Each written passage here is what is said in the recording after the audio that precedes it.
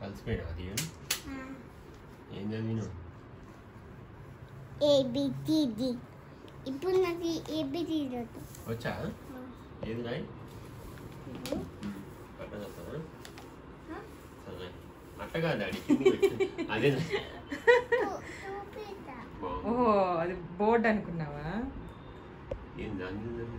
అక్క చూడు ఎంత మంచిగా రాసిందో దీవెన్ బాబు. చూడు అక్క రైటింగ్ చూడు ఎంత బాగుందో. నువ్వు చూడు ఎట్లా రాసినావు. కోడి గెలికినట్టే ఉంది నీ రైటింగ్.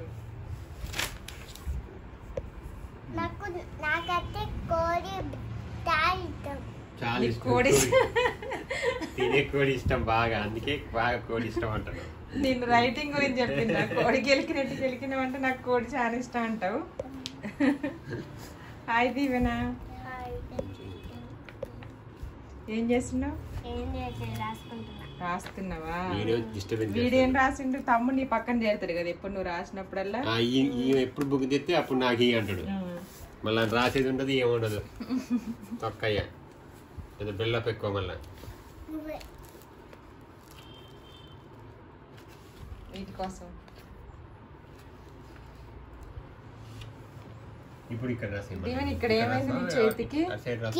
ఇక్కడ ఏమైంది నాని? ఇక్కడ ఏమైంది చూపించు. ఇక్కడ రెడ్గా అయింది. చీమ కుట్టిందా? అయ్యయ్యో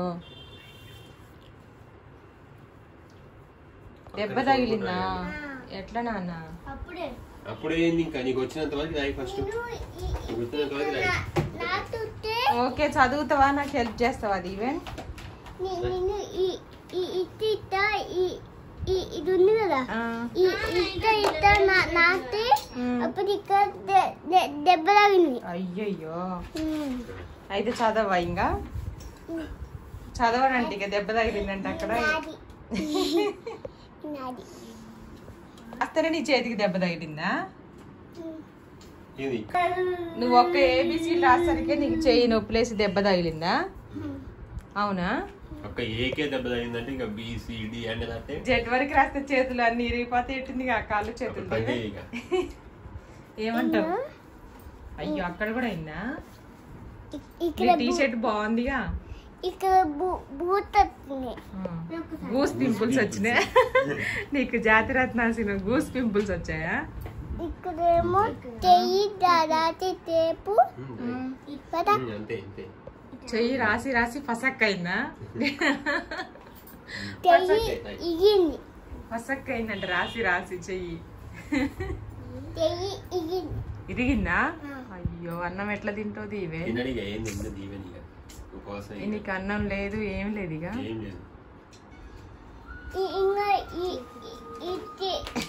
ఈ చెయ్యి ఉందిగా.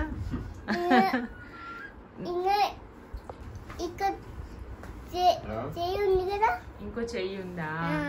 ఓకే మరి అది కూడా రాసి రాసి ఏమన్నా అయితే ఎట్లా? అయితే నువ్వు రాయవా? ఇంకా చదువు మరి. రాయకపోతే నోటితో చదువుతావా? ఏ ఫర్ ఏంటి?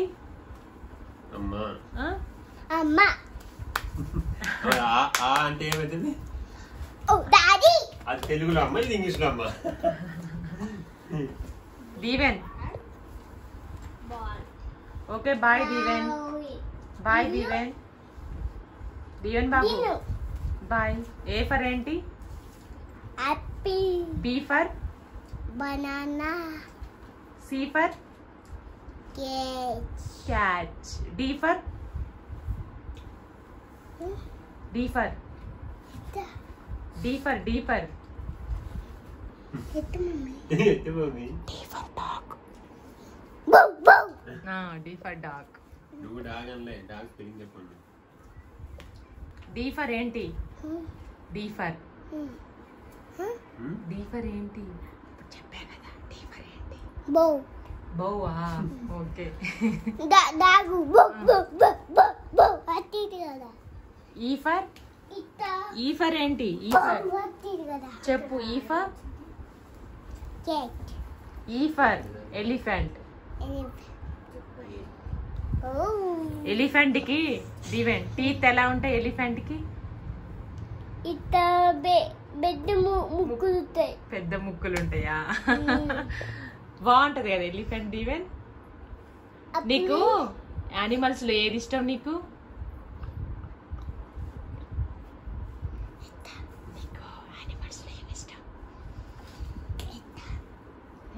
యానిమల్స్ లో ఏమి ఇష్టం? నాకేం తెలుసు, నువ్వు చెప్పు.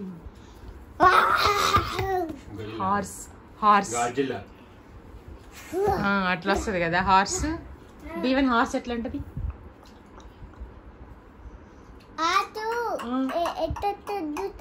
చూస్తా, చూపించు.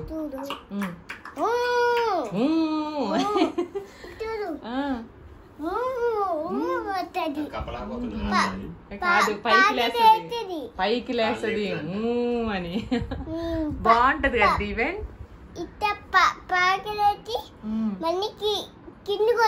అవును, సినిమాలు ఎట్లా ఎంత ఫాస్ట్ గురుకుతుంది హార్స్. ఏ సినిమా చూసినావు? అది ఏ సినిమాలో చూసినావు హార్స్? కదా. ఏ సినిమా? సినిమాలో ఏ సినిమాలో చూసినావు? బాహుబలా.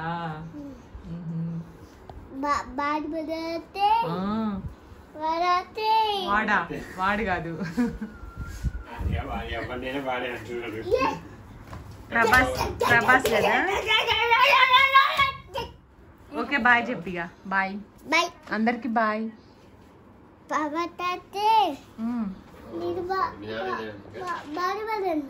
అవునా? ఏంట్రది? బాటిల్ వాటర్ పోసి దానికి హోలు పెట్టినవా? ఎవరు చెప్పారు నీకు?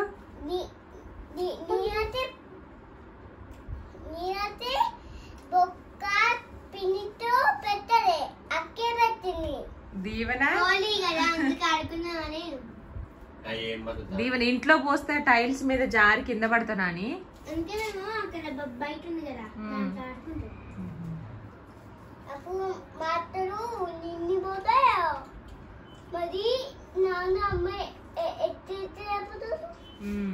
ఎట్లా చేస్తే జారి పడితే మరి కింద అక్కడ పెట్టరా నాన్న.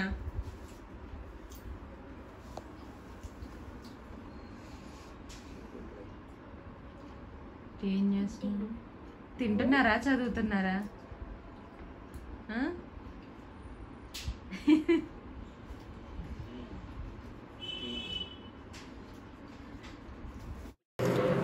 చూసారు కదా దీవెన్ బాబు అల్లరి ఇలా అయిపోయింది. దీవెన చదువుకుంటుంది. ఇది మార్నింగ్ టు ఈవినింగ్ వరకు షూట్ చేసేసాము. దీవెన్ బాబు హెల్ప్ చేస్తున్నాడు నాకు. మధ్య మధ్యలో వచ్చి డిస్టర్బ్ చేస్తూ ఉంటాడు, ఎత్తుకోమంటాడు, మనం చేసే పనికి అడ్డొస్తూ ఉంటాడు అనమాట. నేను చేస్తే నేను చేస్తానంటాడు మధ్యలో వచ్చి.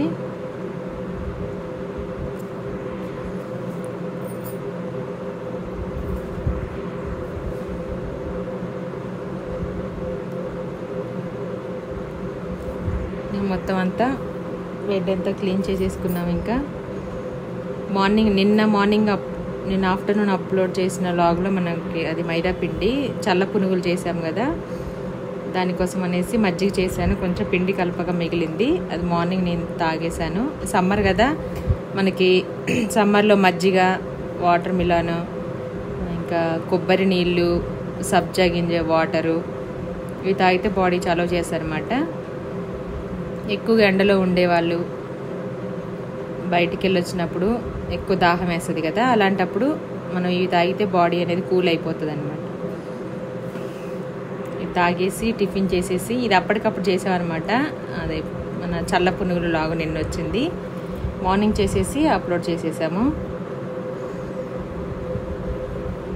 ఆ తర్వాత నుండి అందుకే బ్రేక్ఫాస్ట్ వీడియో దీంట్లో అప్లోడ్ చేయలేదు, ఏం చేసామనేసి. అక్కడ నుంచి కంటిన్యూ చేసేసాం. మొత్తం అంతా కిచెన్ అంతా క్లీన్ చేసేసుకుంటున్నాను. నెక్స్ట్ మనకి ఆలూ ఫ్రై అలాగే పచ్చి పులుసు చేశాను, చాలా బాగుంటుంది రెండింటి కాంబినేషన్లో. ఆల్రెడీ ఒకసారి చేశాను ఆలు ఫ్రై, అందుకని మామూలుగా దగ్గర నుంచి అయితే షూట్ చేయలేదు. ఆల్రెడీ మొన్న వీడియో చేశాను. అలా చేస్తే మనకి ఆలు అనేది అతుక్కోకుండా క్రిస్పీగా వస్తుంది అనమాట. ఆయిల్ కూడా చాలా తక్కువగా పడుతుంది. టిఫిన్ చేసిన తర్వాత గిన్నెలు చాలా ఉంటాయి.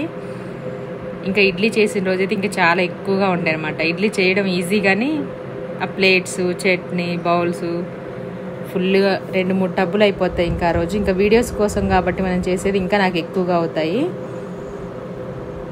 మామూలుగా ఒకటి దానికి ఒకటి అంటితే మళ్ళీ వేరేది తీసుకోవడం వీడియో మధ్యలో,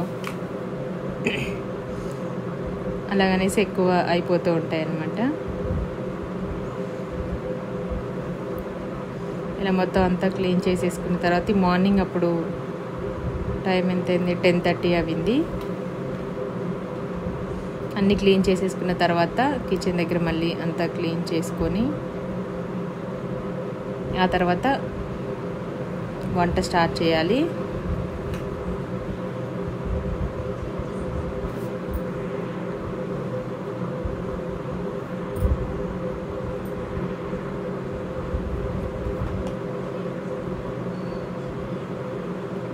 బియ్యం పెట్టేశాను. మామూలుగా అయితే నాకు స్టవ్ మీద మామూలు గిన్నెలో వండడం తక్కువ. నేను ఎక్కువ ప్రెషర్ కుక్కర్లో లేకపోతే ఎక్కువ జనం ఉంటే దీనికంటే ఇంకోటి పెద్దది తీసుకున్నాను అనమాట. 1 kg 1.5 kg వరకు రైస్ ఉడుకుతుంది దాంట్లో. దీంట్లో అయితే అన్నం మంచిగా వస్తుంది అనేసి, అలాగే మనకి విజిల్స్ వచ్చినప్పుడు స్టవ్ మీద పెట్టి మర్చిపోకుండా ఇలా గుర్తుంటుంది అనమాట. రైస్ కూడా చాలా బాగుంటుంది, ఈజీ ప్రాసెస్ అనమాట. చాలా తొందరగా కూడా ఉడికిపోతుంది. బయటికి వెళ్ళాలన్నా, షూటింగ్కి వెళ్ళాలన్నా రైస్ ఒక 5 to 10 minutes వరకు నానబెట్టేస్తే 1 or 2 విజిల్స్ వస్తే రైస్ మంచిగా ఉడికిపోతుంది, ఈజీగా ఉంటుంది. ఇప్పుడు ఆలు తీసుకుని దానిపైన పొట్టు తీసేసి నీట్గా కడిగిన తర్వాత ఒక బౌల్ తీసుకొని దాన్ని చిన్న చిన్న ముక్కలు కట్ చేసుకొని వాటర్లో వేసేసుకున్నాను.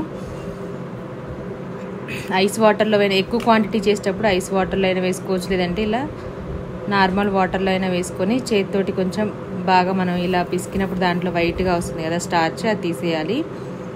ఇంతకుముందు ఒకసారి కూడా చూపించాను మీకు. ఇలా పక్కన స్ట్రైనర్లో పెట్టేసుకొని స్టవ్ ఆన్ చేసుకొని అక్కడ రైస్ పెట్టేశాను, కడాయి పెట్టేశాను. దాంట్లో కర్రీకి సరిపడా ఆయిల్ వేసేసుకుందాం. ఆలు ఫ్రైలో ఆనియన్స్ వేయట్లేదు. ఈ ఆనియన్స్ మనకి పచ్చి పులుసు వేస్తున్నాం కదా, దానికోసం అనేసి ముందుగానే కట్ చేసి పెట్టుకున్నాను. చింతపండు, ఒక నిమ్మకాయ సైజు చింతపండు నానబెట్టేసుకొని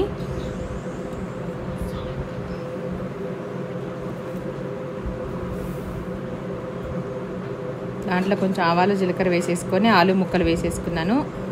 స్టవ్ సిమ్లో పెడితే మరి మెత్తగా అయిపోతాయి. హైలో పెడితే మన దగ్గర ఉంటే హైలో పెట్టుకోవచ్చు. వేసేసి కరివేపాకు కూడా తీసుకొచ్చేసాను.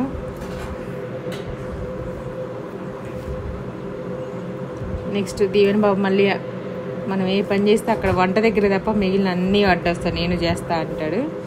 మిషన్లో బట్టలు వేసేస్తుంటే అక్కడికి కూడా వచ్చేసాడు. చూసారు కదా ఎట్లా చేస్తాడు. సర్ఫ్ తీసి పెడుతున్నాడు ఫేస్కి. ఫ్రూట్ సలాడా ఇస్తా. అయిపోయింది. మనం మిషన్ ఆన్ చేసిన తర్వాత మళ్ళీ ఒకసారి హ్యాండ్ వాష్ చేసుకోవాలి. చేసిన తర్వాత దాంట్లో కొంచెం లైట్గా ఫ్రై అయిపోయాయి. మనం కట్ చేసి పెట్టుకున్న పచ్చిమిర్చి వేసేసుకుందాం.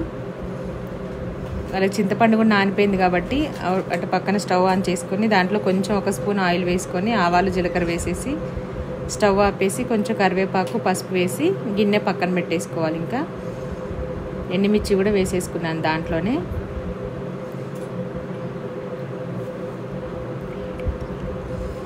చూసారు కదా, చింతపండు రసం దాంట్లో వేసేసి మనకి ఎంత కావాలో పులుపు అంతా అడ్జస్ట్ చేసుకోవాలి. దీన్ని నేను ఎండుమిర్చితో చేస్తున్నాను, పచ్చిమిర్చితో కూడా చేసుకోవచ్చు. ఇలా గరిటితోటి పులుసు మనం పూర్తిగా చల్లారిన తర్వాత ఎండుమిర్చి, కరివేపాకు, ధనియాలు అవన్నీ వేసాం కదా, జీలకర్ర, అదంతా చేతితో తీసుకొని దాంట్లో కొంచెం సాల్ట్ వేసి మెత్తగా ఇలా పిసకాలన్నమాట. ఆ తర్వాత కట్ చేసి పెట్టుకున్న ఉల్లిపాయలు వేసేసుకోవాలి. మన కర్రీలో కూడా ఉప్పు, పసుపు వేసేసాము. దీవెన కొత్తిమీర తెచ్చేసింది, దాన్ని నీట్గా కడిగేసుకొని కొంచెం చారులోకి కొంచెం ఆలు ఫ్రైలోకి వేసేసాను. చాలా టేస్టీగా ఉంటుంది ఇలా ఎండుమిర్చితో చేస్తే మనకి పచ్చి పులుసు. ఇంకా మామూలుగా బొగ్గుల పొయ్యి ఉంటే దాని మీద చేసి ఇంకా చాలా బాగుంటుంది. నేను రైస్ తీసుకొచ్చాను. దోశలకి 1 వీక్ అవుతుంది దోశ చేయక, అందుకనేసి బియ్యం నీట్గా క్లీన్ చేసేసుకోవాలి. దాంట్లో మనకి రేషన్ బియ్యంతోనే దోశలు బాగా వస్తాయి అన్నమాట. కాకపోతే దాంట్లో కొంచెం మనకి వడ్లు, మెరిగలు, బ్లాక్వి, రాళ్ళు, మట్టి అంతా ఉంటుంది కాబట్టి క్లీన్ చేసేసుకోవాలి శుభ్రంగా. వాటిని మనకు కనిపించకుండా బియ్యం లాంటివే వైట్ రాళ్ళు కూడా ఉంటాయి. అది పిండిలో వేసినప్పుడు గ్రైండర్లో సౌండ్ వస్తూ ఉంటుంది. తినేటప్పుడు కూడా మొత్తం అంతా 1-2 రాళ్ళు ఉన్నా కూడా మొత్తం అంతా పంటి కింద పడి కరకర అంటాయి రాళ్ళు. కాబట్టి క్లీన్ చేసుకోవాలి. బియ్యంతో ఆటలాడుతున్నాడు, మీదేస్తున్నాడు అటు ఇటు.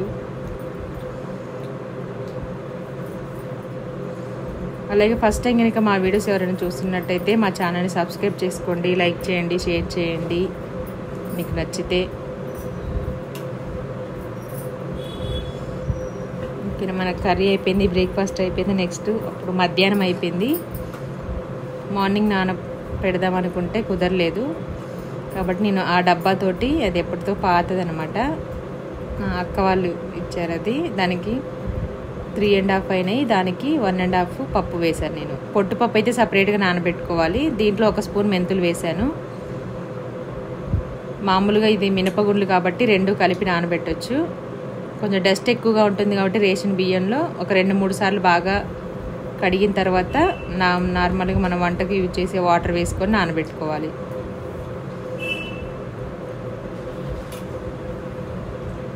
ఇలా బిందెలో నీళ్ళు వేసేసి ఒక మూత పెట్టేసి ఏం పడిపోకుండా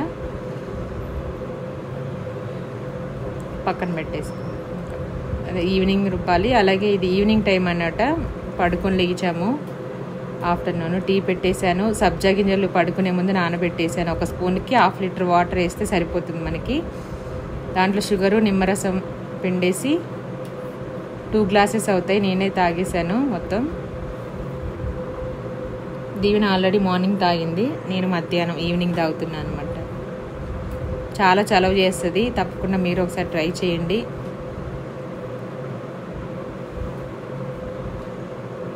ఇది వచ్చేసి గ్రైండర్ తీసాను, పక్కన మూలకు పెట్టేశాను కదా, కొంచెం డస్ట్ పట్టేసింది.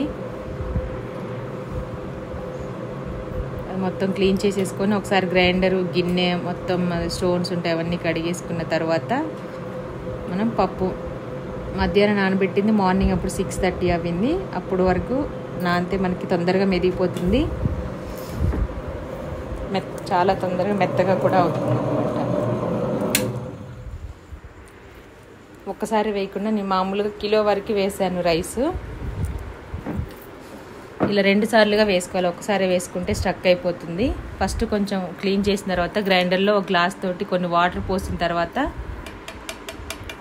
ఇలా బియ్యం వేసుకోవాలి. మధ్య మధ్యలో అలా రాళ్ళకు అంటుతూ ఉంటుంది సైడ్కి, వాటికి చేత్తో మనం అట్లా తీసుకుంటూ వేసుకుంటే సైడ్కి గట్టిగా మనకి బియ్యం నూకలాగా ఉంటుంది. అలా లేకుండా మొత్తం అంతా మెత్తగా అయిపోతుంది.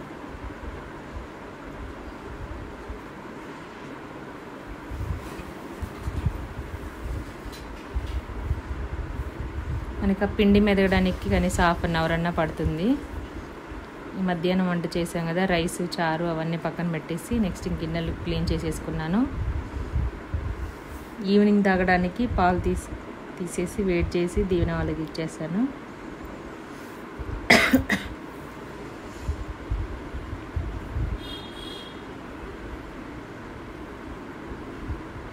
ఇదనమాట రోజు మొత్తంలో లాగు. థ్యాంక్ యూ సో మచ్ అండి. Please subscribe my channel.